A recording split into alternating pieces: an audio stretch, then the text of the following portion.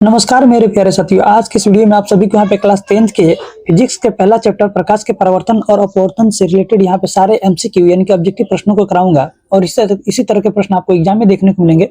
तो वीडियो को शुरू करते हैं बिना किसी देरी के। अगर आपको वीडियो अच्छा लगे तो चैनल को सब्सक्राइब और वीडियो को लाइक करिएगा, अपने दोस्तों के साथ भी शेयर करना ना भूलिएगा। चलिए शुरू करते हैं इस वीडियो को बिना किसी देरी के। आप सभी को बता दूं कि इसमें जितने सारे प्रश्न हैं सही प्रश्नों को मैं यहाँ पे एक्सप्लेन भी करूंगा, इसलिए शुरू से अंत तक बने रहिएगा। चलिए देखिए, पहला प्रश्न आपसे यहाँ पे पूछा गया है कि प्रकाश के परावर्तन का नियम क्या कहलाता है। तो आप सभी को बता दूं प्रकाश के परावर्तन के यहाँ पे दो नियम होते हैं, याद रखना है। तो दो नियम में सबका ऑप्शन यहाँ पे दिया गया है, इसके हिसाब से आपको आंसर बताना है। और एक और बात बता दूं, इसमें देख रहे सारे प्रश्नों को अंतिम में आपको कमेंट करना है कि 30 ऑब्जेक्टिव प्रश्नों में से आपका कितना प्रश्न सही हुआ, ये आप जरूर कमेंट सेक्शन में लिखिएगा। तो चलिए, पहला ऑप्शन आपके सामने दिया गया है कि आपतन कोण बराबर होता है परावर्तन कोण के। दूसरा ऑप्शन दिया गया है आपतन कोण बराबर नहीं होता है परावर्तन कोण के। और तीसरा दिया है आपतन कोण जो होता है बराबर होता है अपवर्तन कोण के। और चौथा दिया इनमें से कोई नहीं। तो आप सभी को बता दूं कि इसका आंसर यहाँ पे आपका ए सही हो जाएगा। आपतन कोण जो होता है वो परावर्तन कोण के बराबर होता है। चलिए आपको समझाते हैं, थोड़ा ध्यान से अच्छा से समझने का प्रयास करिएगा। प्रकाश के परावर्तन के नियम, ये कोई एक समतल सतह है और इसमें कोई प्रकाश की किरण ऐसे आके टकरा के और यहाँ से वापस चली जाएगी। तो ये जिस तल में यहाँ पे कटेगी और यहाँ पे एक हम अभिलंब ऐसे डालेंगे, तो इसका मतलब है कि आपतित किरण, परावर्तित किरण और इसमें डाला गया अभिलंब, तीनों क्या होते हैं, एक ही तल में होते हैं। प्रकाश के परावर्तन के पहला नियम है। और दूसरा नियम ये होता है कि यहाँ पे आपतन कोण बराबर होता है परावर्तन कोण के, जो कि यहाँ पे आपसे प्रश्न पूछा गया था। तो इस प्रकार से इसका आंसर यहाँ पे आपका ए सही हो जाएगा। और आपको मैंने एक्सप्लेन भी कर दिया कि प्रकाश के परावर्तन के नियम क्या होते हैं और प्रकाश के परावर्तन को कैसे आप समझ सकते हैं, इसके माध्यम से आप आसानी से समझ सकते हैं। चलिए देखते हैं दूसरा प्रश्न जो आपसे पूछा गया है यहाँ पे। तो आप प्रश्न देख पा रहे होंगे यहाँ पे दूसरा जो है आप सभी के सामने। दोस्तों आप सभी को बता दूं कि वीडियो में देख रहे प्रश्नों के यदि आपको पीडीएफ चाहिए तो कमेंट सेक्शन में लिखिएगा, मैं आपको पीडीएफ प्रोवाइड कराऊंगा। चलिए देखिए, प्रश्न दूसरा पूछा गया है कि दर्पण का फोकस दूरी आधा किसके बराबर होता है। तो दोस्तों दर्पण का जो फोकस दूरी होता है वो याद रखना, आपसे पूछा गया फोकस दूरी जो होता है वो आधा होता है किसका, तो वक्रता त्रिज्या की आधा होती है। तो इसमें आपको ऑप्शन कौन सा मारना है, तो ऑप्शन आपके यहाँ पे डी सही हो जाएगा। वक्रता त्रिज्या की आधी होती है, 1 बराबर r/2 आपको यहाँ से याद रखना है। चलिए देखते हैं नेक्स्ट प्रश्न जो पूछा गया आपसे यहाँ पे। तीसरा प्रश्न पूछा गया है यहाँ पे। प्रश्न देख सकते हैं, इंपॉर्टेंट प्रश्नों को इसमें इंक्लूड किया गया है।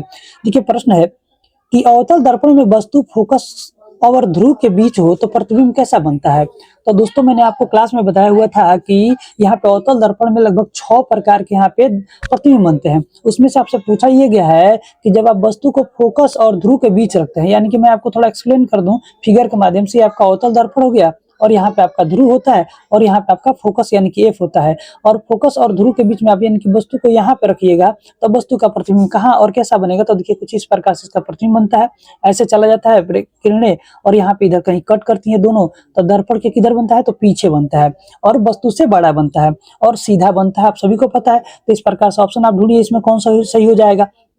तो आप देख रहे हैं कि ऑप्शन यहाँ पे आपका ए सही हो जाएगा, आभासी, सीधा और बड़ा बनता है। तो इसका आंसर आपका यहाँ पे ए सही हो जाएगा। चलिए देखते हैं नेक्स्ट प्रश्न जो आपसे पूछा गया है। प्रश्न यहाँ पे तीसरा चौथा प्रश्न आप सभी से पूछा गया है। प्रश्नों को आप देख सकते हैं कि सारे के सारे प्रश्न इंपॉर्टेंट है और आप सभी को बस करना क्या है कि 30 प्रश्नों को आप अटेम्प्ट करिए और अंतिम में आपको लिखना जरूर है कि 30 में से आपको कितने प्रश्न सही हुए थे। चलिए देखिए, प्रश्न है अपवर्तन किस कारण होता है। ऑप्शन दिया गया है माध्यम बदलने से प्रकाश की गति बदलती है, ये दिया गया है।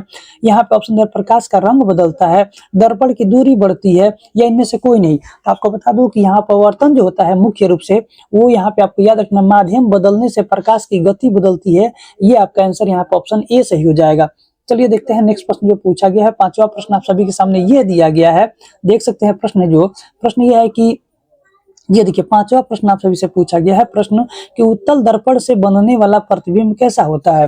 तो दोस्तों आप सभी को बता दूं कि उत्तल दर्पण में हमेशा वस्तु का प्रतिबिंब यहाँ पे आभासी, सीधा और छोटा बनता है। तो इस प्रकार से आपको यहाँ पे ऑप्शन ए इसका सही हो जाएगा। मैं आपको बता दूं कि उत्तल दर्पण में जो प्रतिबिंब बनने की स्थितियां होती है वही स्थितियां यहाँ पे अवतल लेंस में होती है। तो इसको आपको यहाँ से याद रखना है। चलिए देखते हैं नेक्स्ट प्रश्न जो पूछा गया आप सभी से यहाँ पे। तो 6वां प्रश्न आप सभी से पूछा ये गया है, इंपॉर्टेंट प्रश्न ये भी है कि अवतल दर्पण का उपयोग कहाँ होता है। दोस्तों आपके सामने 4 ऑप्शन दिया गया है, इसमें से कौन सा आंसर आपका सही होगा कमेंट सेक्शन में आप लिख सकते हो। तो मैं आपको बता दूं कि अवतल दर्पण का प्रयोग जो होता है यहाँ पे सेविंग मिरर में होता है। और आपको बता दूं कि अवतल दर्पण का प्रयोग यहाँ पे सोलर सेल में भी होता है। और आपको बता दूं कि अवतल दर्पण के प्रयोग और भी हैं, जो कि गाड़ियों के हेडलाइट में भी होता है, डॉक्टरों द्वारा कान नाक इत्यादि के देखने में भी होता है। और यहाँ पे पता है गाड़ियों के जो साइड मिरर के रूप में प्रयोग होता है। दोस्तों आपको बता दूं यहाँ पे उत्तल दर्पण का प्रयोग होता है। जी देखिए 7वां प्रश्न आपसे पूछा गया गया है कि वक्र दर्पण का ध्रुव क्या होता है। तो दोस्तों आप सभी के लिए यहाँ पे ऑप्शन दिया गया है दर्पण का मध्य बिंदु, फोकस, केंद्र, वक्रता, त्रिज्या। तो आपको बता दो कि वक्र दर्पण का जो ध्रुव होता है ना, वो दर्पण का मध्य बिंदु होता है। तो इस प्रकार से इसका आंसर आपका यहाँ पे ए सही हो जाएगा। चलिए देखते हैं यहाँ पे 8वां प्रश्न जो आपसे पूछा गया है। प्रश्न इंपॉर्टेंट है, आप देख सकते हैं सारे के सारे प्रश्न इसमें इंक्लूड जो किए गए हैं, इंपॉर्टेंट प्रश्नों को किया गया है। देखिए वक्रता, त्रिज्या और फोकस दूरी का संबंध क्या होता है। तो दोस्तों आप सभी को मैंने अभी बताया कि F बराबर होता है यहाँ पे R/2 होता है, और यहीं से एक और सूत्र आपका निकलता है, तो R बराबर हो जाता है यही यहाँ पे 2F के बराबर हो जाता है। तो आपको देखना ऑप्शन में कौन सा सही दिया है। तो R बराबर 2F आप देख पा रहे होंगे ऑप्शन यहाँ पे ए में दिया गया है। तो इस प्रकार से आंसर यहाँ पे आपका ए सही हो जाएगा। चलिए देखते हैं नेक्स्ट प्रश्न जो आपके सामने यहाँ पे पूछा गया है। प्रश्न यह है कि यहाँ पे आपतन कोण, देखिए दोस्तों आपके सामने प्रश्न जो दिया गया है, इंपॉर्टेंट प्रश्नों को इंक्लूड किया गया इस वीडियो में। प्रश्न यह है कि आपतन कोण अपवर्तन कोण किस नियम से संबंधित है। तो आपतन कोण और अपवर्तन कोण जो है ये किससे संबंधित है। ऑप्शन दिया गया है स्नेल के नियम से, न्यूटन के नियम से, ओम के नियम से या पास्कल के नियम से। तो आप सभी को याद रखना है स्नेल के नियम से इसका संबंध है। दोस्तों आप सभी को बता दो स्नेल का नियम यहाँ पे प्रकाश के पर अपवर्तन के नियम में आता है। तो साइन आई और बट्टा साइन आर जो होता है यहाँ पे याद रखना है बराबर यहाँ पे कांस्टेंट यानी कि नियतांक होता है, और इसे ही यहाँ पे हम क्या कहते हैं तो स्नेल का नियम कहते हैं, यानी कि प्रकाश के अपवर्तन के द्वितीय नियम को यहाँ पे स्नेल के नियम से भी जाना जाता है। चलिए देखते हैं अगला प्रश्न पूछा गया है। यहाँ पे 10 नंबर का प्रश्न आप सभी से पूछा गया है कि प्रकाश हमेशा किस दिशा में चलता है। ऑप्शन है सीधी रेखा में, वक्र रेखा में, घुमावदार रास्ते में या किसी भी दिशा में। तो दोस्तों आप सभी को याद रखना है प्रकाश हमेशा सीधी रेखा में, यानी कि कुछ ऐसे गमन करता है, प्रकाश हमेशा सीधी रेखाओं में ऐसे गमन करता है। चलिए नेक्स्ट प्रश्न देखते हैं। 11 नंबर का प्रश्न पूछा गया है कि उत्तल लेंस से बनने वाला प्रतिबिंब जब वस्तु अनंत पे होती है तो उसकी प्रतिबिंब की जो प्रकृति होती है वो कैसी होती है। ऑप्शन दिया गया है वास्तविक और बिंदु के आकार का, आभासी और छोटा, वास्तविक और बड़ा, आभासी और बड़ा। तो दोस्तों आप सभी को बता दो उत्तल दर्पण उत्तल लेंस में पूछा गया है। तो आप सभी को याद रखना है यहाँ पे वास्तविक और बिंदु के आकार का सबसे छोटा बनता है। तो इसका आंसर यहाँ पे ए सही हो जाएगा। चलिए देखते हैं नेक्स्ट प्रश्न जो पूछा गया आप सभी से यहाँ पे। तो 12 नंबर का प्रश्न आपसे पूछा गया है कि अवतल लेंस से बनने वाला प्रतिबिंब हमेशा होता है। तो दोस्तों मैंने अभी आपको बताया यहाँ पे अवतल लेंस के द्वारा पूछा गया है, तो हमेशा अवतल लेंस में यहाँ पे आभासी, सीधा और छोटा बनता है। दोस्तों ये वाला जो प्रतिबिंब बनने की स्थिति है, अगर दर्पण कहेगा तो उत्तल दर्पण में बनता है। किसमें बनता है? दर्पण कहेगा तो उत्तल दर्पण में, और लेंस कहेगा तो अवतल लेंस में। याद रखना आप सभी को। चलिए देखते हैं नेक्स्ट प्रश्न जो आप सभी से पूछा गया यहाँ पे। प्रश्न है 13 नंबर का पूछा गया आप सभी से कि लेंस का मुख्य अक्ष क्या कहलाता है। तो लेंस का जो मुख्य अक्ष होता है यहाँ पे आप सभी को बता दूं वो फोकस से गुजरने वाला जो रेखा होता है वो लेंस का मुख्य अक्ष कहलाता है। तो इसका आंसर यहाँ पे आपका ए सही हो जाएगा।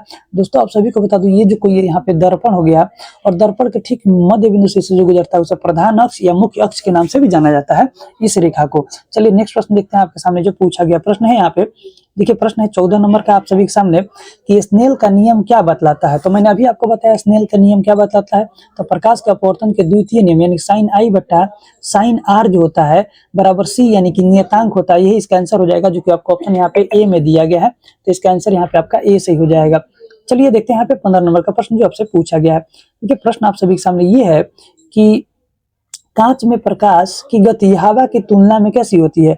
तो कांच चूंकि सघन है हवा की तुलना में, इसलिए कांच में प्रकाश की चाल थोड़ा धीमा यानी कम हो जाएगा। तो इस प्रकार से आंसर यहाँ पे आपका ए सही हो जाएगा। चलिए देखते हैं यहाँ पे नेक्स्ट प्रश्न जो आपके सामने पूछा गया प्रश्न है। तो दोस्तों आपके सामने यहाँ पे 16 नंबर का प्रश्न पूछा गया है कि उत्तल लेंस को और क्या कहते हैं। तो मैंने आपको क्लास में इसके डिफिनीशन यानी कि परिभाषा को समझाया हुआ था। तो उत्तल लेंस को हम लोग यहाँ पे अभिसारी लेंस के नाम से भी जानते हैं।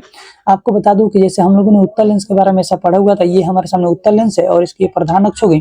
इससे प्रकाश की किरणें जो जाती है यहाँ पे क्या होती है, फोकस पे सारी क्या होती है तो केंद्रित हो जाती है इस प्रकार से।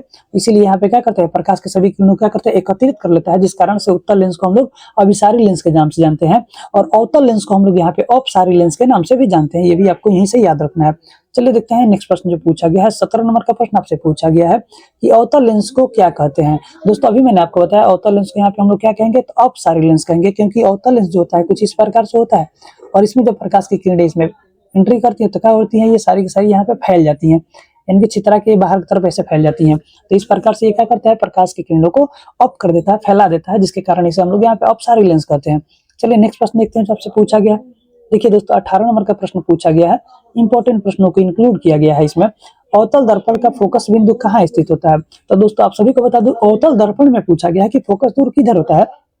तो आप सभी को याद रखना दर्पण के सामने होता है। देखिए आपको फिगर के माध्यम से मैं इस बात को समझा दूं। देखिए ध्यान से होता है क्या, अवतल दर्पण का फोकस दूरी पूछा है तो आप सभी को पता है कि अवतल दर्पण किसे कहते हैं, तो जिसका परावर्तक सतह धंसा हुआ होता है। तो देखिए धंसा हुआ है, ये इधर से कलई कर लीजिएगा इसको, तो ये हमारे सामने कौन सा हो गया, तो अवतल दर्पण हो गया। और अवतल दर्पण में आप देख रहे हैं कि जिधर से प्रकाश जा रही है इधर ही आपका क्या होता है, फोकस होता है, वक्रता त्रिज्या होता है। तो अवतल दर्पण में किधर होता है, तो दर्पण के ठीक सामने होता है। इस प्रकार से आंसर आपका ए सही हो जाएगा।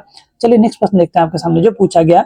देखिए 19 नंबर का प्रश्न पूछा गया आप सभी से कि उत्तल दर्पण का फोकस दूरी कहाँ होता है। तो दोस्तों आपको मैं बता दूं कि उत्तल दर्पण वह दर्पण है जिसका परावर्तक सतह उठा हुआ होता है, यानी कि प्रकाश का किरण इधर से जाएगा तो कलई इधर हुआ रहता है, होता है ऐसे। तो ये रेखा कुछ ऐसे चला जाएगा, तो इधर से प्रकाश की किरण टकरा कैसे जाती है, लेकिन आभासी हमें प्रतीत ऐसे होती है, इधर होती है पीछे। तो इसका फोकस पीछे होता है और यहाँ पे वक्रता भी पीछे होता है, यानी कि दर्पण के पीछे होता है। उत्तल दर्पण में फोकस जो होता है दर्पण के पीछे होता है और अवतल दर्पण में दर्पण के आगे होता है। ये भी आपको यहाँ से याद रखना है। चलिए देखिए 20 नंबर का प्रश्न आपसे भी से पूछा गया है। प्रश्न है कि फोकस दूरी की माप की इकाई क्या होती है। तो फोकस दूरी को यहाँ पे मापा जाता है, ऑप्शन के हिसाब से देखा जाए तो यहाँ पे मीटर में मापा जाता है। तो इसका आंसर यहाँ पे आपका ए सही हो जाएगा। चलिए देखते हैं नेक्स्ट प्रश्न पूछा गया आप सभी से यहाँ पे। देखिए दोस्तों 21 नंबर का प्रश्न पूछा गया है, इंपॉर्टेंट प्रश्नों को इंक्लूड किया गया है इस वीडियो में। देख सकते हैं प्रकाश के परावर्तन के कितने प्रकार होते हैं, कितने नियम होते हैं, तो 2 नियम होते हैं, आप सभी को पता है। ऊपर मैंने इसको एक्सप्लेन किया था, आप उसे रिकॉल कर सकते हैं। चलिए देखिए यहाँ पे 22 नंबर का प्रश्न पूछा गया है आप सभी से, इंपॉर्टेंट प्रश्न कि नियमित परावर्तन कहाँ होता है। तो नियमित परावर्तन जो होता है वो आप सभी को याद रखना चिकनी सतहों पे होता है। तो इसका आंसर यहाँ पे आपका ए से हो जाएगा। नियमित यानी कि ये जो सतह समान प्लेन होगा तो इसमें से प्रकाश की किरणें समान रूप से ऐसे परिवर्तित होती हैं। तो इस प्रकार से आंसर आपका यहाँ पे ए सही हो जाएगा।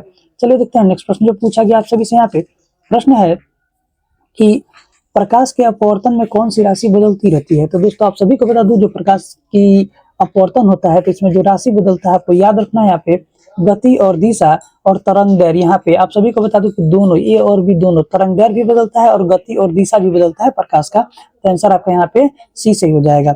ये इंपॉर्टेंट है, इसे याद रखना आप सभी को। किसी प्रकार का कंफ्यूजन हो तो कमेंट सेक्शन में जरूर लिखिएगा। चलिए देखिए प्रश्न आप सभी से पूछा गया है यहाँ पे 24 नंबर का कि वक्रता केंद्र सी जो है क्या है। तो आपको याद रखना है, इसके लिए ऑप्शन जो दिया गया है आप देख सकते हैं ये। तो गोले का केंद्र जिसके दर्पण बनता है, देखिए वक्रता केंद्र जो होता है सी, ये क्या होता है, तो ये गोले का केंद्र होता है जिसको आधार मानकर यहाँ पे दर्पण को खींचा जाता है। यानी कि केंद्र जो होता है गोले का दर्पण जो होता है उसका केंद्र जो होता है उसे क्या कहते हैं हम लोग, तो वक्रता केंद्र सी कहते हैं। चलिए ये सही हो जाएगा इसका। चलिए देखिए 25 नंबर का प्रश्न पूछा गया आप सभी से। प्रश्न यह है कि परावर्तक दूरबीन में कौन सा दर्पण प्रयोग होता है। तो परावर्तक दूरबीन में पूछा गया है तो इसका आंसर यहाँ पे आपका ए सही हो जाएगा। अवतल दर्पण का प्रयोग किया जाता है। चलिए देखते हैं नेक्स्ट प्रश्न आपके सामने जो पूछा गया है। प्रश्न है कि यहाँ पे कि मानव नेत्र में कौन सा लेंस होता है। मोस्ट इंपोर्टेंट प्रश्न है, मानव का जो नेत्र होता है उसमें यहाँ पे उत्तल लेंस होता है। तो इस प्रकार से इसका आंसर यहाँ पे ए सही हो जाएगा। चलिए देखते हैं नेक्स्ट प्रश्न जो पूछा गया आप सभी से यहाँ पे इंपॉर्टेंट प्रश्न। देखिए तो प्रश्न यहाँ पे पूछा गया है आप सभी से कि इंद्रधनुष बनने का कारण क्या है। तो मोस्ट इंपोर्टेंट प्रश्न है, इंद्रधनुष बनने के यहाँ पे 3-4 कारण आते हैं, जैसे प्रकाश के अपवर्तन भी है, प्रकाश के परावर्तन भी है, प्रकाश के व्यतिकरण भी है। तो इस प्रकार से इसका आंसर यहाँ पे आपका ए सही हो जाएगा। चलिए देखते हैं यहाँ पे 28 नंबर का प्रश्न जो पूछा गया है। प्रश्न आपके सामने दिया गया है यहाँ पे कि जब प्रकाश किसी माध्यम में धीमा चलता है तो वह क्या दर्शाता है। तो आपको याद रखना, जब भी किसी माध्यम में प्रकाश धीमा चलना शुरू करेगा तो वो अधिक मात्रा में अपवर्तित हो रहा होगा, यानी कि अधिक अपरिवर्तित हो रहा होगा। तो इसका आंसर यहाँ पे ए सही हो जाएगा। चलिए देखते हैं नेक्स्ट प्रश्न जो पूछा गया आप सभी से यहाँ पे। इंपॉर्टेंट प्रश्न 29 नंबर का प्रश्न है कि माइक्रोस्कोप में कौन सा लेंस का उपयोग होता है। तो आपको याद रखना उत्तल लेंस का उपयोग होता है। तो इसका आंसर यहाँ पे आपका ए सही हो जाएगा। चलिए देखते हैं इस वीडियो का आखिरी प्रश्न आप सभी से पूछा जा रहा है कि जो यहाँ पे आपतन कोण होता है परावर्तन कोण के बराबर होता है, यानी कि कोण आई बराबर कोण आर होगा। तो ये किस नियम का कथन है। तो दोस्तों आप सभी को बता दूं कि प्रकाश के परावर्तन का यह यहाँ पे दूसरा नियम होता है। तो इस प्रकार से इसका आंसर यहाँ पे बी सही हो जाएगा। दोस्तों आप सभी को बता दूं, वीडियो अगर अच्छा लगे तो चैनल को सब्सक्राइब और वीडियो को लाइक करिएगा और दोस्तों के साथ शेयर करना ना भूलें। इसी प्रकार से मैं आपके सामने साइंस और एसएसटी के भी प्रश्नों को लेकर आने वाला हूँ। तब तक के लिए पढ़ते रहिए और आगे बढ़ते रहिए। Best of luck.